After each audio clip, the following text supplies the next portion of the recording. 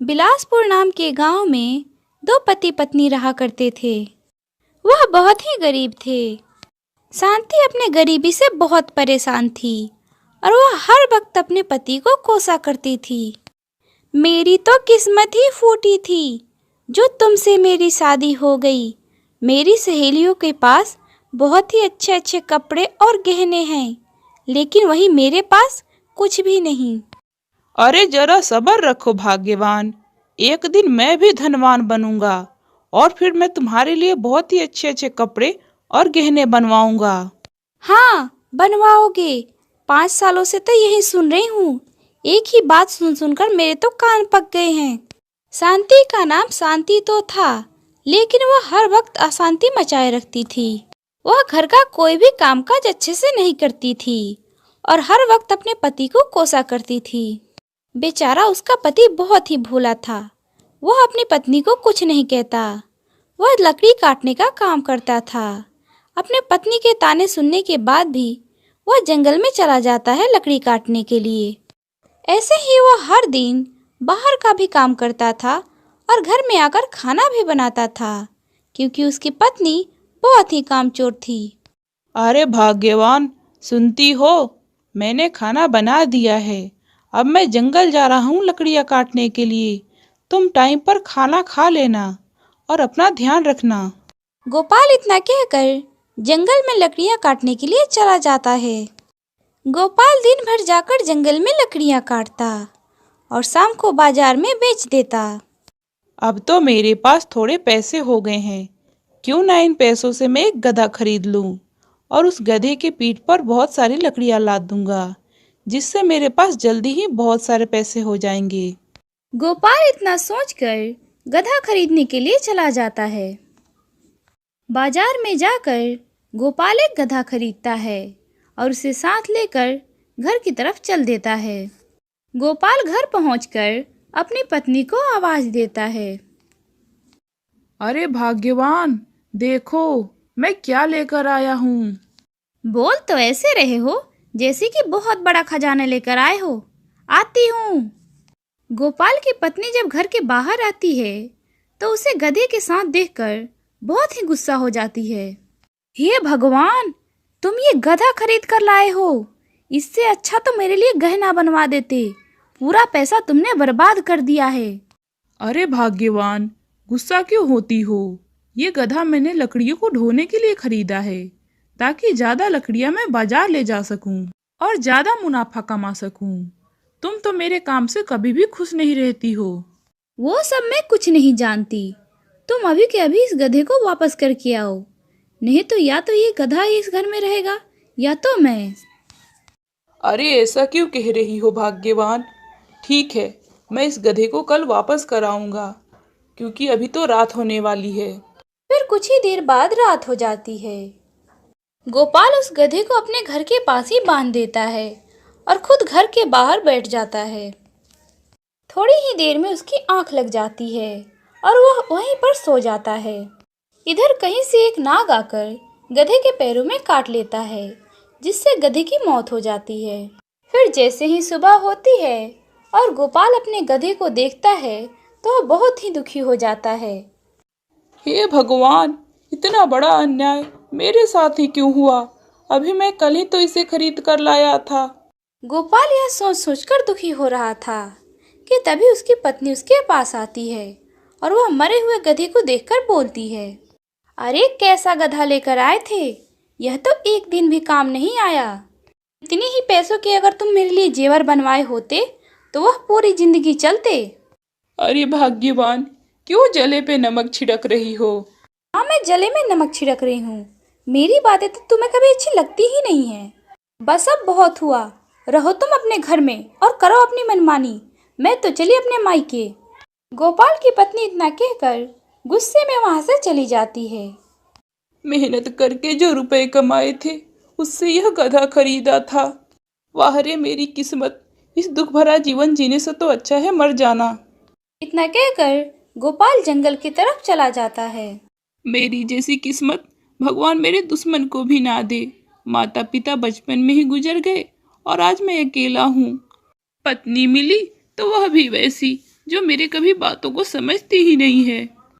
गोपाल यह सब कह कहकर अपनी किस्मत को कोस रहा था कि तभी उसे एक आवाज सुनाई देती है, मेरी मदद करो, मेरी मदद करो। गोपाल इधर उधर देखता है, तभी उसे एक तोता जख्मी हालत में दिखाई देता है। गोपाल झट से उस कबूतर के पास जाता है और उससे पूछता है, अरे क्या हुआ, तुम्हारी ऐसी हालत कैसे हो गई? मुझे एक बाज ने घायल कर दिया है, तुम मेरी मदद करो। गोपाल उस कबूतर को उठाकर एक बहुत ही सुरक्षित स्थान पर ले जाता है। तुम बिल्कुल भी चिंता मत करो, अभी मैं जाता हूँ और तुम्हारे लिए जड़ी बूटी लाता हूँ, जिससे तुम्हारे जख्म जल्दी ही ठीक हो जाएंगे। गोपाल जड़ी बूटी लाने जा ही रहा था कि तभी एक चमत्कार हुआ और वह तोता एक साधु के रूप में बदल गया। तुम एक बहुत ही अच्छे इंसान हो, तुम गरीब हो और किस्मत के मारे भी और इस समय दुखी भी, पर फिर भी तुमने अपना दुख न देखकर दयालुता दिखाई है। मैं तुम्हारे इस अच्छे स्वभाव से बहुत ही प्रभावित हुआ हूँ। मांगो, तुम क्या मांगना चाहते हो? तुम जो भी मांगना चाहते हो मैं तुम्हें दूंगा। क्या सच में साधु बाबा, मैं जो मांगूंगा आप मुझे देंगे? हाँ गोपाल, तुम जो भी मांगोगे मैं वो तुम्हें दूंगा। साधु बाबा, मेरी पत्नी मुझसे नाराज होकर अपने मायके चली गई है। मैं अपनी पत्नी से बहुत प्यार करता हूँ। मेरी पत्नी के अलावा मेरा इस दुनिया में और कोई नहीं है। माता पिता का साथ भी बचपन में ही छूट गया। मैं चाहता हूँ कि मेरी पत्नी मुझसे प्यार करे। ठीक है गोपाल, ऐसा ही होगा। तुम्हें तुम्हारा गधा भी जीवित मिलेगा और तुम्हारी पत्नी भी तुम्हारे घर में तुम्हारा इंतजार कर रही है। अब जाओ, तुम अपने घर जाओ। साधु की बातें सुनकर गोपाल बहुत खुश हुआ। गोपाल, मैं तुम पे बहुत ही प्रसन्न हूँ। तुम्हें और भी कुछ चाहिए तो मुझसे मांग लो। नहीं साधु बाबा, मुझे और कुछ नहीं चाहिए, सब कुछ तो आपने दे ही दिया है मुझे। साधु बाबा जानते थे कि गोपाल एक बहुत ही अच्छा और ईमानदार इंसान है, इसीलिए उन्होंने गोपाल से कहा, गोपाल, मैं जानता हूँ कि तुम बहुत ही मेहनती इंसान हो और तुम अपने मेहनत से ही सब कुछ पाना चाहते हो, लेकिन मैं तुम्हारे मेहनत को थोड़ा आसान करना चाहता हूँ। फिर साधु बाबा ने गोपाल को एक जादुई मटका दिया और बोला, ये लो गोपाल, यह एक जादुई मटका है। इसे तुम अपने मन चाहा अनाज निकाल सकते हो, गेहूँ, चावल, आटा और भी जो तुम्हारा मन करे, और उसे तुम अपने गधे की पीठ पर लाद कर बाजार में बेच के बहुत सारा धन कमा सकते हो, जिससे तुम्हारी गरीबी दूर हो जाएगी और तुम्हारा जीवन बहुत ही सुख से बीतेगा। मटका लेकर गोपाल अपने घर की तरफ चल देता है। घर पहुंचकर गोपाल देखता है कि उसकी पत्नी उसका इंतजार कर रही थी और उसका गधा भी उसके घर के पास खड़ा था, वो भी जीवित। गोपाल बहुत ही खुश था क्योंकि उसे एक प्यार करने वाली जीवन साथी मिल गई थी, जैसा कि वह चाहता था, और उसकी बातों को समझने वाली भी। मुझे माफ कर दो जी, मैं आपको समझ नहीं पाई और हर समय आपको ताने देती रही। अरे माफी क्यों मांग रही हो भाग्यवान, मैं तो तुम्हें यहाँ देखकर बहुत खुश हूँ। अब हम लोग बहुत मेहनत करेंगे, जिससे हमारे पास बहुत ही पैसे हो जाएंगे और मैं तुम्हारे लिए बहुत ही अच्छे अच्छे गहने बनवा दूंगा। अब मुझे गहने नहीं चाहिए जी, आप खुश रहिए, इसी में मेरी खुशी है। गोपाल की पत्नी का बदला स्वभाव देखकर गोपाल बहुत खुश था। साधु बाबा के आशीर्वाद के कारण गोपाल की पत्नी का स्वभाव बिल्कुल बदल चुका था। जादुई घड़े और गधे की मदद से गोपाल कुछ ही दिनों में बहुत अमीर आदमी बन गया और वह सब खुशी खुशी अपना जीवन जीने लगे। बुराई का अंधकार चाहे जितना भी गहरा क्यों ना हो, लेकिन अच्छाई की रोशनी उस अंधकार को खत्म करके सुख, खुशियाँ और प्रसन्नता लाती है।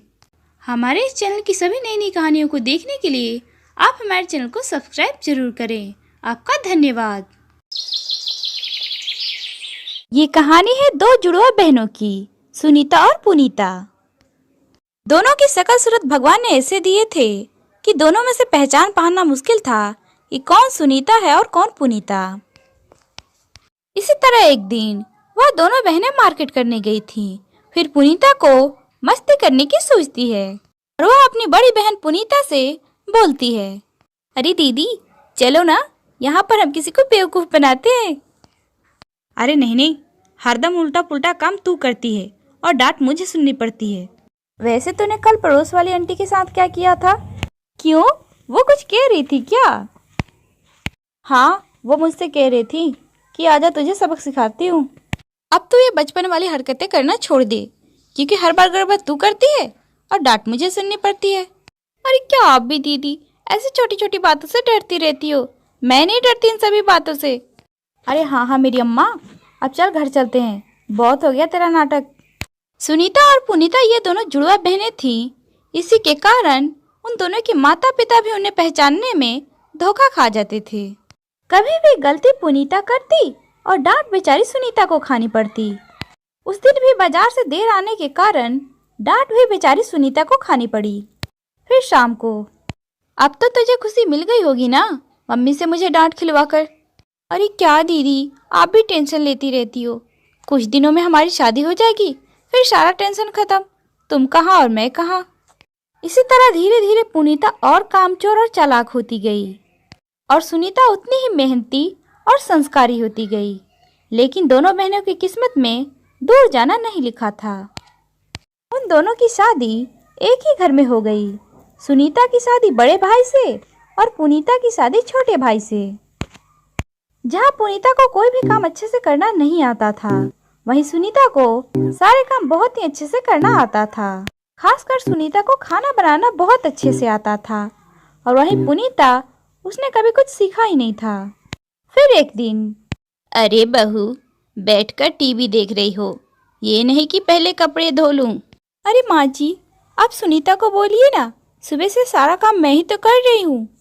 अच्छा अच्छा, सॉरी बेटा, मुझे लगा कि सारा काम उसने किया है। अरे नहीं नहीं माँ जी, सारा काम तो मैंने किया है, वो तो अभी अभी अपने कमरे से निकली है। अच्छा रुको ज़रा, मैं अभी उसकी खबर लेती हूँ।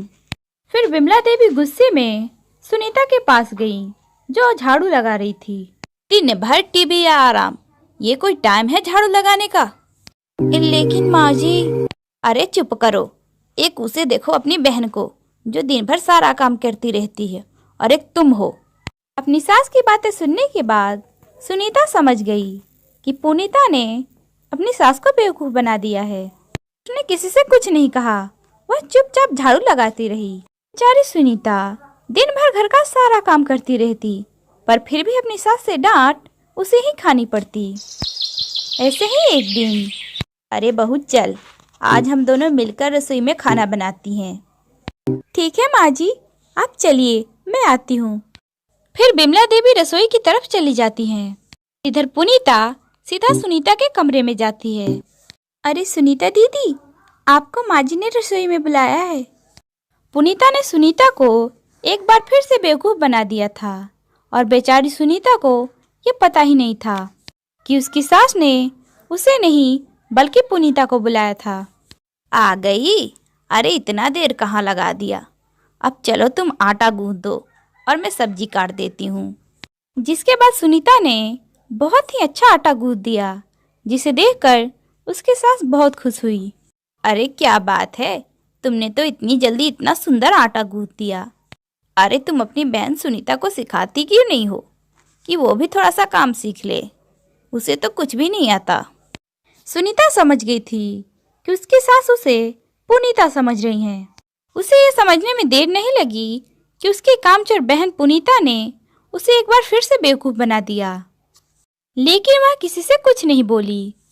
ऐसे ही वक्त बीतता गया और विमला देवी की नजरों में घर का सारा काम घर की छोटी बहू पुनीता ही करती थी और घर की बड़ी बहू सुनीता दिन भर बैठी रहती या फिर टीवी देखती रहती थी, जबकि सच्चाई इसके बिल्कुल उल्टी थी। ऐसे ही एक दिन, अरे बेटी पुनीता, उस दिन जो तुमने हलवा बनाया था ना मेरे लिए, वो बहुत अच्छा था। मेरा खाने का बहुत मन कर रहा है, एक बार बना दो ना। अरे हाँ हाँ माँ जी, तो इसमें कौन सी बड़ी बात है, आप चलिए बैठिए, तब तक मैं बना कर लाती हूँ। अरे नहीं नहीं, मैं यहाँ पर बैठकर क्या करूँगी, तुम चलो, मैं तुम्हारे साथ चलती हूँ, आखिर वो तुम हलवा कैसे बनाती हो ये मैं देख भी लूंगी।